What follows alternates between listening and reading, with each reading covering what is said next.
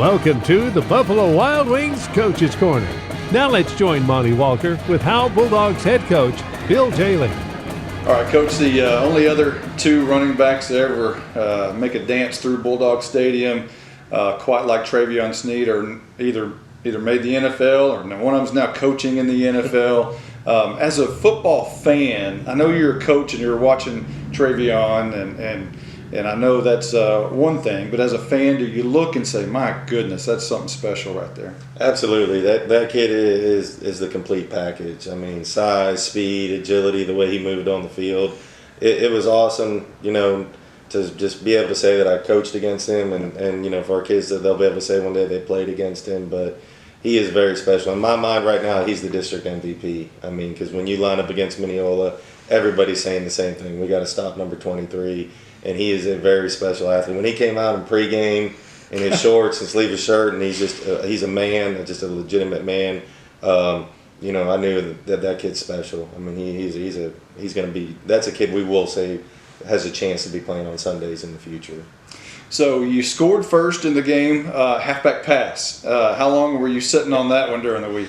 I wasn't sitting on it very long. I had that in my head, all week long. When we started repping it on Monday and Tuesday, I said to myself, man, we might pull this out first play of the game.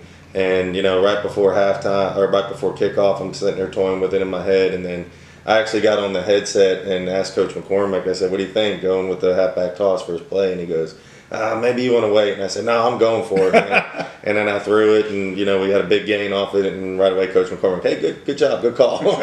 So, no, I had it in my head we were going to throw it early in the game or right after halftime or at a good moment, but I just said, hey, let's just go for it first play. Injuries weren't as prevalent a week ago. Did lose Matt Hayes during the game. How is he and how's your roster? Matty Hayes is fine. He had a scare on the injury. Ended up being a deep bone bruise, but he's back. He's been practicing all week. He'll be suited up on Friday night playing. I was worried about it when it happened, and then when I watched the film, we got lucky. He got rolled into pretty well on that play, and when I watched the film on Saturday, I was like, I put my head down saying, oh man, we just might have lost him because it looked bad. But we were very blessed that it wasn't. It was just a minor injury. He's been practicing all week. So we got Brantley Flynn back this week, so we're excited about that. Our injuries are kind of getting back to normal now. We still have a couple out with one with a concussion that, we're hoping he'll be cleared for the last game of the year. And then most of our other injuries are injuries that we knew that are kids that are going to be out for the whole season. Winsboro beat Mount Vernon. A shock to some, maybe not to Winsboro, but that kind of throws the district into a whirlwind. What are your thoughts? Yeah, I mean, when I saw that Winsboro beat Mount Vernon, we were all kind of shocked at first, but then, Winsboro plays hard. They're a scrappy football team, and they're better than a lot of people give them credit for. I mean, even we all as a coaching staff said when we played Winsboro that they were better in person than they were on film. But yeah, it's throwing our district into a whirlwind. You got a 4-way tie for first place. It's all going to come down to these last two games. Nobody knows where they're going to be seated in the playoffs right now. And, I was looking at our ratings the other day, and, 4 of the top 16 teams in the state are coming out of this district. So it just shows you how competitive this district is and how high caliber it is. But yeah, it's a whirlwind. I mean, right now you got 2 districts, our district not knowing who the seeds are, plus you got the other district that we play first round of the playoffs saying they don't know who they're playing.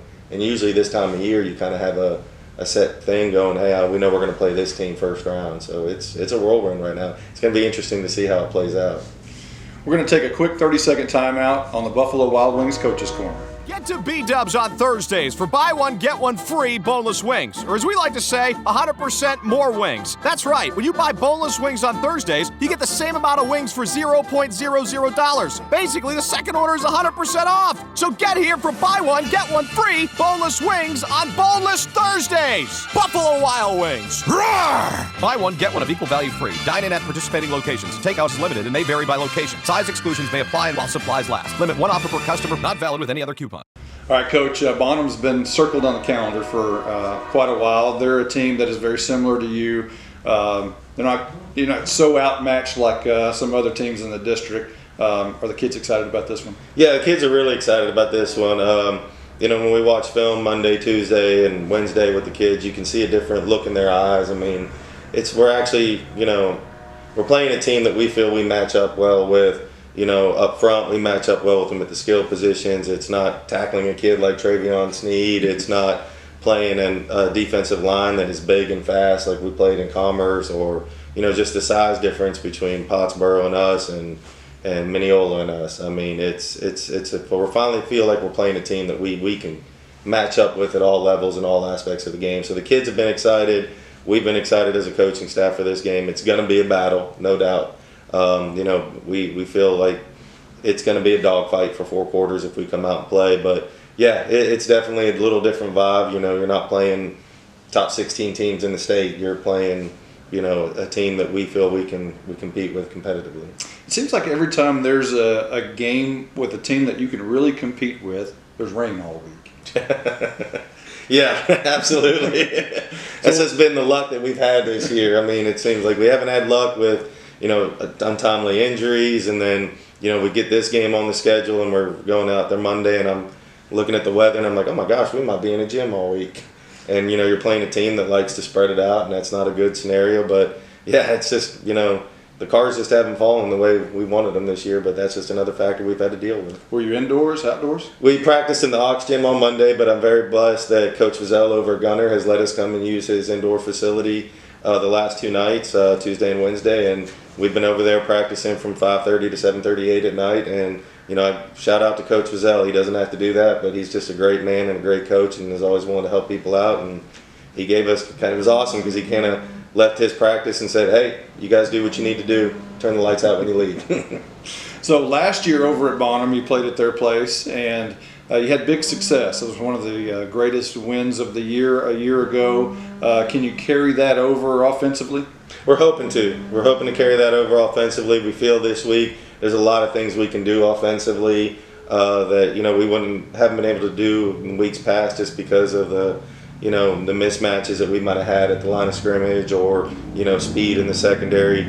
So yeah, there's a lot of things that we feel we can carry over from last year to this year, and take advantage of what they're giving us and what we're going to try to do. But it's an exciting week for us. Like I said, we feel that we can do a lot of things Friday night that we haven't been able to do in the weeks past. Each game comes down to defense, and that's going to be a big factor in this football game.